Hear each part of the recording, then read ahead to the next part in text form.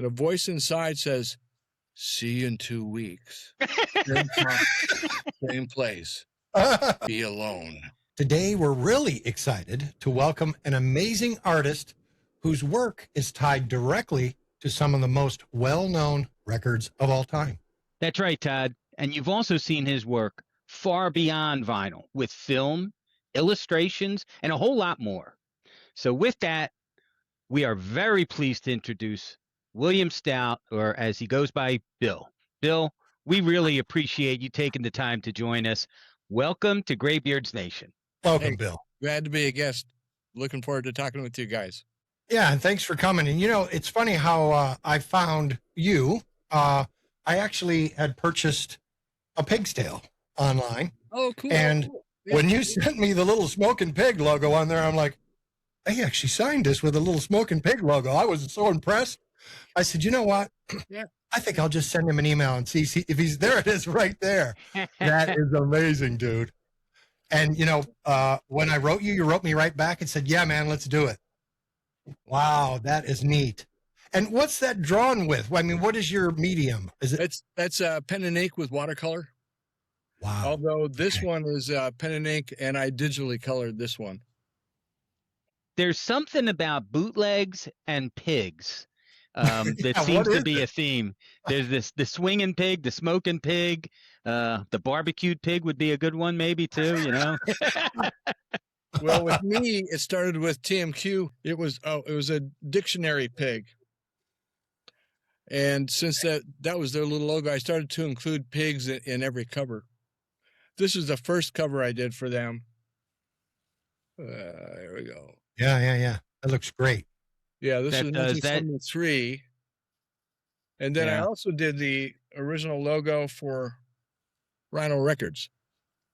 Yeah, Oh, that's nice. neat, dude. And very cool. So the way this came about was I was collecting bootlegs, and back then it was really easy to make them. You could bring a Sony tape recorder into the shows and no one would bat an eyelash. You could get right up next to the stage and take photos of the bands as they were playing. That was fine. And so I was at a Led Zeppelin concert, and it was especially a great concert, and I saw at least 5 or 6 guys taping it, so I knew there was going to be a bootleg of it. Mhm. And about 2 weeks later, I'm at my favorite record shop in Hollywood, Record Paradise, and I see the album. And my first reaction is, man, this cover sucks. It's like, and I said, God, out loud, I said, I wish someone would get me to do the covers. I mean, the band deserves better than this. And a guy tapped me on the shoulder and he said, you want to do bootleg record album covers? And I said, yeah. I says, okay, meet me at Selma in Las Palmas Friday, 6 o'clock. Be alone. Oh my goodness. Yeah, well, that's Wow. a real That's seedy great. part of Hollywood. You But- can't but get I- shadier than that. Yeah, Oh, it yeah. is a truly shady part of Hollywood. But I was there Friday, 6 o'clock, and this old coupe drives up with smoked windows, and the passenger window comes down a little crack, and a little piece of paper comes out. It says Rolling Stones Winter Tour, and it's got a list of all the songs. And a voice inside says, see you in 2 weeks. Same time, same place. Be alone. Oh my goodness. Oh, man. Eventually, the bootleggers got so that they could trust me that I wasn't going to turn them into the FBI. Yeah. Yeah. Yeah. I mean, it was totally illegal, but did anybody Well, even? there was a gray area. Yeah. Because there's a couple kinds of bootlegs. There's the counterfeit, which is definitely illegal, and that was the mob. They would take thousands of albums and sell them and keep all the money. They would make counterfeit copies of the record. We know about that type of a bootleg. Yeah. Yeah. That's the counterfeit stuff. That's bad. Yeah. But the bootlegs that I was involved with, it was guys going to a concert and taping the show and then pressing up 100 copies and selling them on the street in Hollywood. Hey Bill, when you were at this time thinking about doing artwork for bootlegs, how old were you and how long have you been doing art at that time? Did you know you were really good already? I started supporting myself from my art in 1968. I was still at art school, and the illustration department at Cal Arts had this great policy, which was if you got real work in the outside world, you could turn that in lieu of your homework. Well, my last 2 years of art school, almost everything I was turning in was professional work. Wow. And so it made the transition from academia to the real world seamless. It was fantastic. And the second cover I did was for the Who, Fillmore East. And this Very was dashed cool. out pretty quick. And they were paying me $50 a cover. Well, when the bootleggers pulled up the second time for me to deliver the cover, the window went down a crack, and I put the cover in like I was mailing an envelope on the mailbox, and a $50 bill emerged in its place. So, Yeah, I can envision this, by the way. Obviously I wasn't doing it for the money. And after I had done the Fillmore East thing, I thought, well, since I'm not doing it for the money, why don't I just do the best covers I can do? And just satisfy myself as an artist. Because the company's name was Trademark of Quality, I kept trying to push them to adhere to that name and try to get better and better quality with each record that they released. And I got them to do full color covers eventually. Yeah. That's a famous one. Mm-hmm. Yeah. And this particular cover, John Entwistle saw it, and he said, man, I didn't realize how much unreleased stuff that we had. And so he released a legitimate version called Odds and Sods. And then he contacted me and asked if they could use this bootleg cover that I had done for The Who on the picture disc for the CD. And I said, of course, please, that's great. Please do. How many pieces of artwork for bootleg albums do you think you've done in I think your it was lifetime? 45. Wow, that's awesome. Yeah. It looks like you could have done the artwork for your shirt too. Yeah, it's a Dinosaur shirt. It sure is. Love it. I do a lot of art for T-shirts. I have a T-shirt guy back east that does all my T-shirts. Really? But, they're mostly horror and science fiction themed, like Nosferatu and White Zombie and things like that. I started doing the rock stars as pigs. This is poor John Milko here. Because at that time, rock and roll is starting to take itself way too seriously, especially with prog rock. And I thought, well, why don't we burst a few of those balloons? This one was for the Grateful Dead. This is Jerry Garcia as a pig. And he saw this in the record shop. And he loved the cover. He wasn't so happy that they were selling the album. I heard through the grapevine that he loved the cover. Yeah. This was the first album I ever did where I used an airbrush. This was for Paul McCartney's Wings. Oh, that is awesome. Yeah, that is awesome. That is great. Now, what's the Great Dane? Is that the label? Great Dane is I think the concert was in Denmark. That's why they call it Great Dane. Yeah. This is another TMQ. And you can see there's that little dictionary pig down there. Gotcha. Yeah, I couldn't see that. That's great.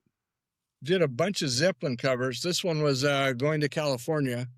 And instead of the Dumbo ride at Disneyland, it was a flying pig. Get the pigs out. Yeah. Not the lead. This was the very first full color cover we did. I pushed them to do color. This is a Bob Dylan album. And I didn't have an airbrush at the time. I couldn't afford it. I was still a poor artist. So what looks like airbrush is actually spray paint can. One of my very favorite groups of all time was the Yardbirds. And I helped put together this album, Yardbirds Golden Eggs. And then we released this. It sold out. Released a second version with the album, with the cover in color. Isn't that beautiful? And on the back, I did a sort of a family tree of the Yardbirds and where they went. You know, Todd, as you see some of the pieces of art that Bill has shown here, you know, what makes them so fantastic, in my opinion, is that the animals and the characters that he puts on there, they look like they have a specific perspective or point of view, a personality that you can see with nothing else but just seeing them. You know, oh, thanks. That's really important to me. This is another Zeppelin I did. Bonzo's birthday party. Bonzo's birthday party. That was 1973 at the Forum. This is Paul McCartney. With his little piggy. I love it, man. That's a cool theme. a lot of the bootleggers were ripping off TMQ, so TMQ started to rip off the guys that were ripping them off. So they got a hold of Rolling Stones in Honolulu, and I did a cover for that. This was originally released on a different bootleg label, but I did a new cover for it for TMQ. Todd and I spoke about this just a few days ago, within the last week. But when we were young and buying bootlegs really often on vinyl, it's very difficult to look at a bunch of bootlegs in a store and know which one is a good bootleg and which one is a poor quality bootleg. And a lot of times you go by the presentation, and sometimes that's not the best thing to do. But you know what? It works. It works. If you see a horrible looking cover of Deep Purple, just says live, blah, blah, blah, and you see another one with some thought behind it and really interesting artwork, guess what? You pick that one up. Yeah. Well, case in point, the very first, maybe the only quadraphonic bootleg, Tales from the Who. Wow. No, Yeah, I did not know that. Oh, that's big time there. Yeah. That's me on the back cover. Yeah, that's awesome. It is awesome.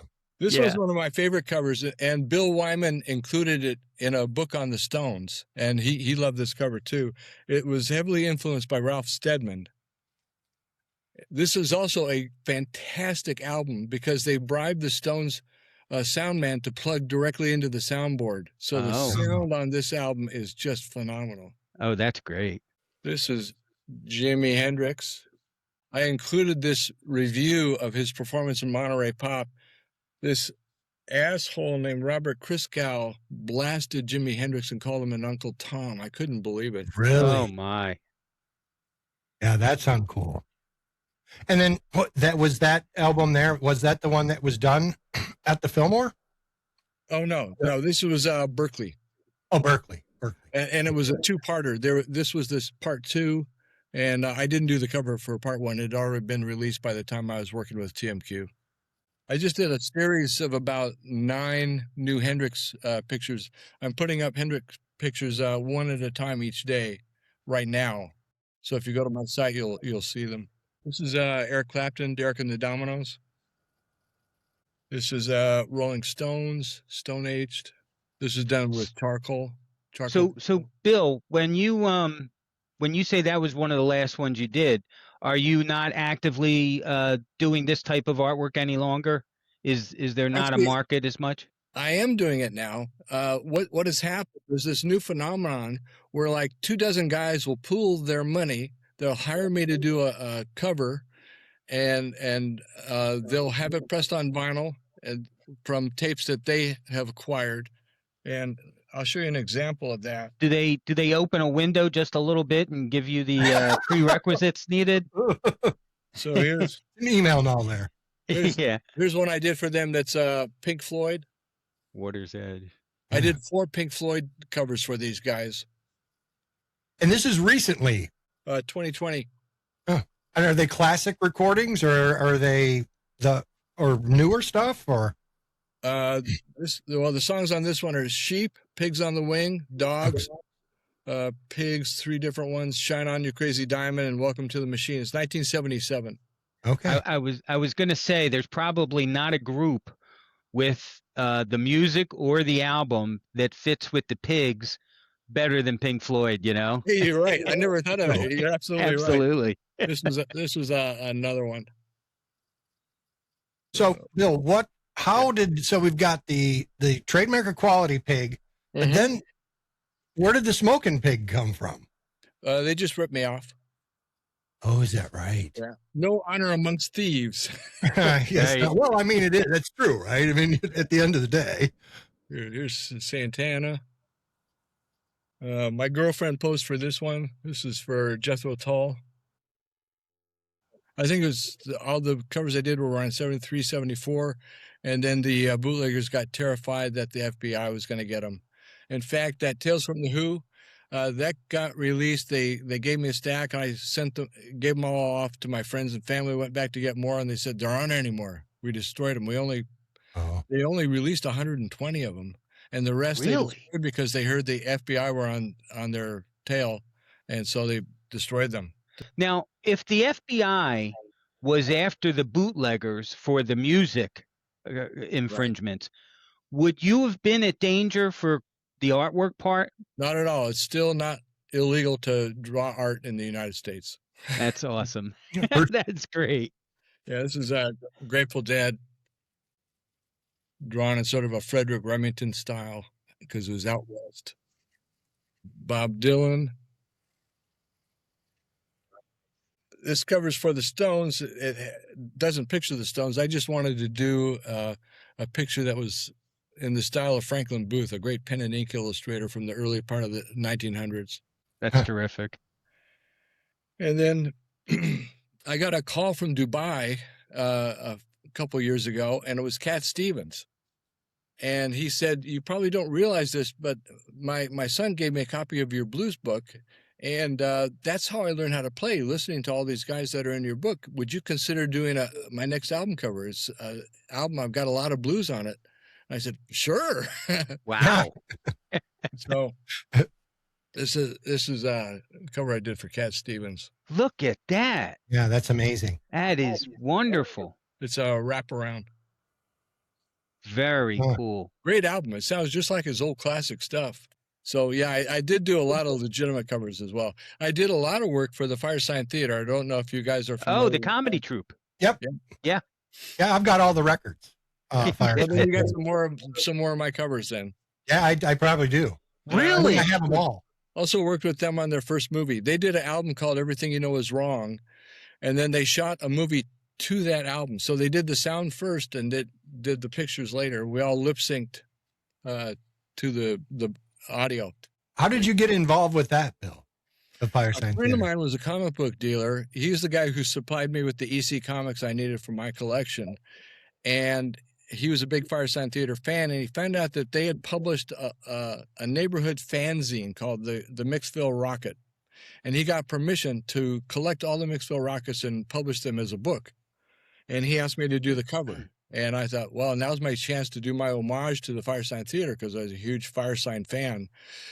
And after they saw the cover, they started using me for all kinds of stuff because my work really captured visually what they were trying to do orally. It was just a match made in heaven.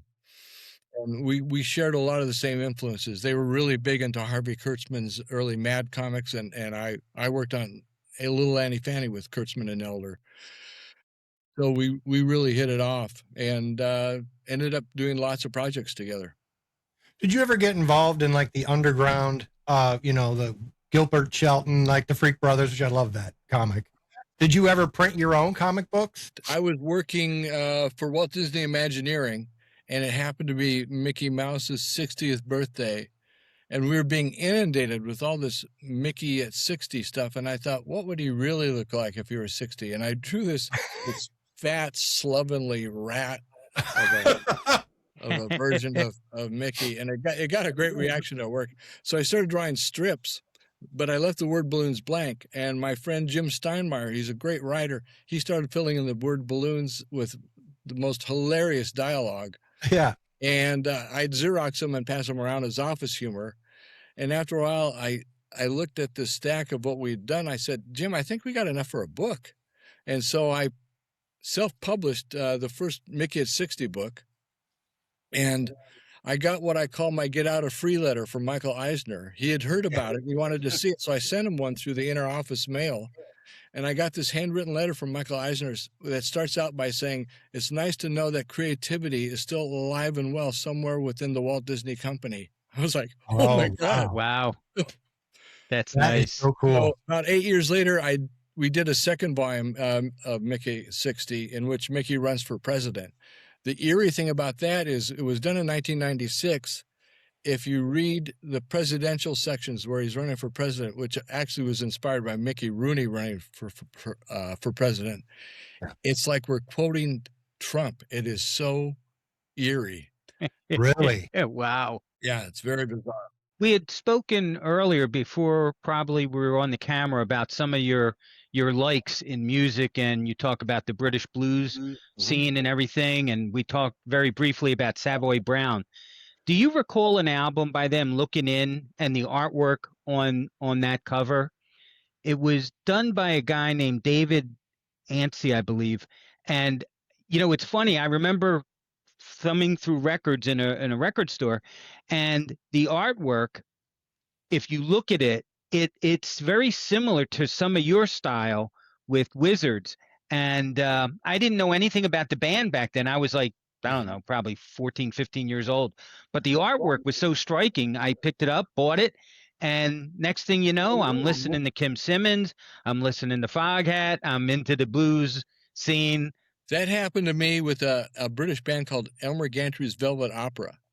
Oh my, never heard of them. I saw the cover and was like, what a gorgeous cover. God, if the music inside is a tenth as good as this cover, well, it's in my top 10 albums of all time. It is just fantastic. Yeah, and then sometimes you get an album that's got a killer cover and it's just not good. Oh, yeah, that happens too. More than the others. That's the album that you hang up for its artwork and you never listen to it. Put it in a frame. Well, it's like I was friends with Rick Griffin, who fantastic artist, did a lot of the Fillmore posters and stuff, and I bought all the Rick Griffin album covers I could find.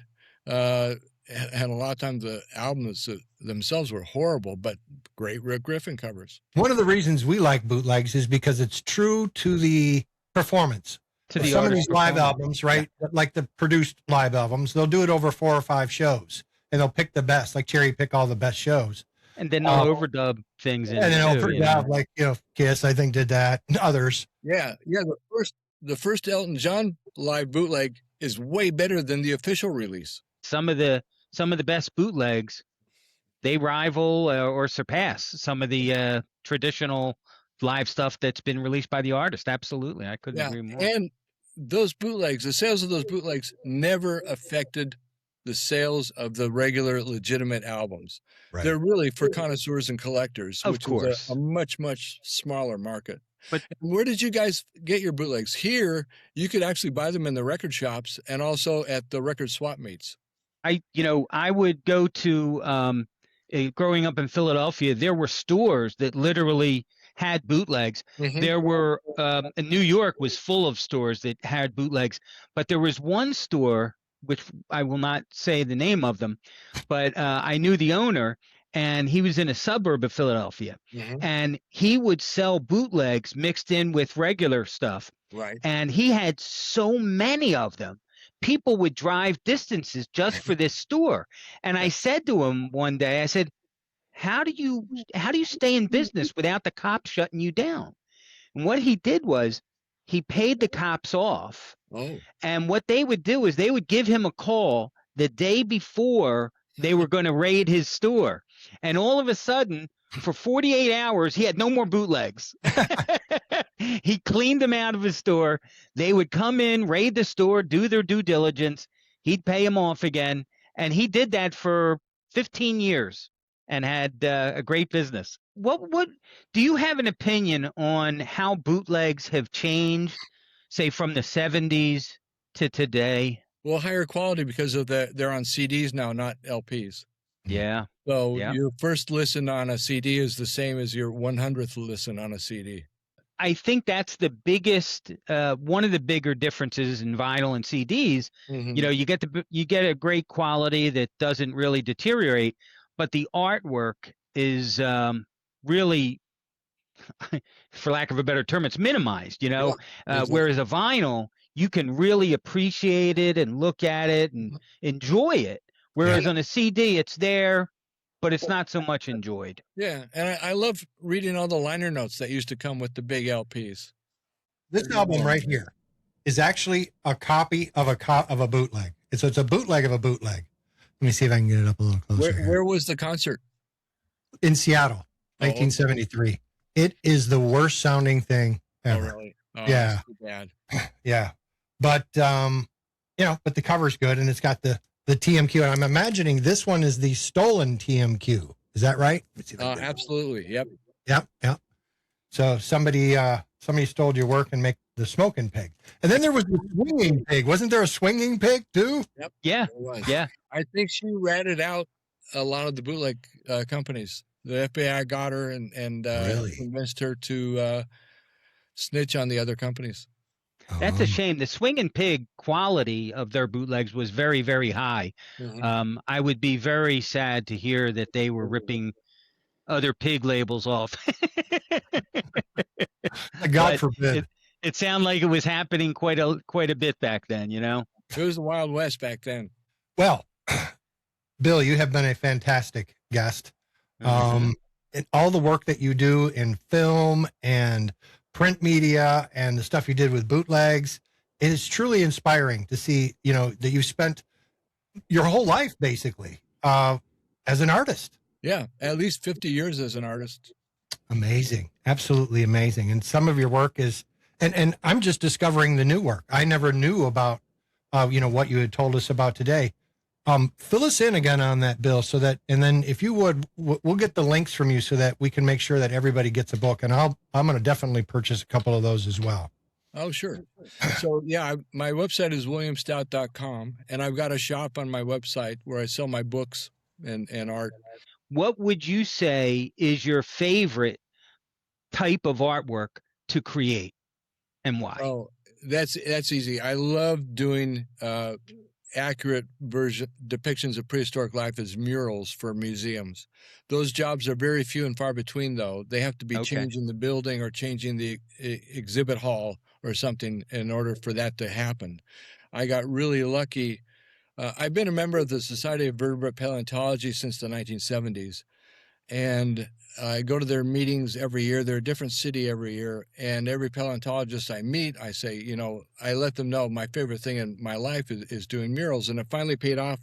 A paleontologist came up to me and said, look, they're changing the building at the San Diego Natural History Museum, and they're considering having murals. So I contacted them. I said, let me give you a free lecture on the importance of murals. Whether or not you hire me or not, you need to know how important that will be to your museum. And so I drove down and gave a lecture. I happened to bring a big painting that I had done. It was a landscape in a sort of California Impressionist style. Well, it turned out the whole staff of the museum loved California Impressionism. So I bid on the mural project and won the bid. And gosh, I think I spent about 5 years on these murals, and it was just having the time of my life. Well, I'll tell you what, Bill, the stuff that you've done, especially with the dinosaurs, you can see that whoever was creating these pieces of art knew what they were doing. And that's so important in any time you look at artwork with dinosaurs, whether it's, you know, printed art or, you know, model work, when you can just feel the authenticity that the people creating this knew what they were doing and understood physiology as well as just how to draw a nice, pretty picture, you know? Well, one of the things I love about it is it tests every aspect of my being an artist. I have to know the anatomy of the animals, but I also have to know the botany, the paleobotany of the plants that were around at that time. I have to know how to paint landscapes because the animals have to have a particular setting, and composition, design, everything comes into play when you're doing the murals. All right, Bill, it's been fantastic. Thank you for taking time out of your very busy schedule, I'm sure. Thanks a lot, Bill.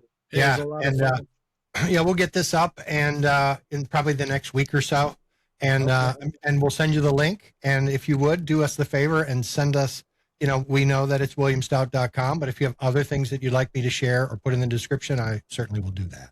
If there's fans that want the Legends of the Blues book, I have those for sale in my shop. All right, sir. All right. Thank you so much. We appreciate you. Thanks, guys. Take care, Bill. See you, man.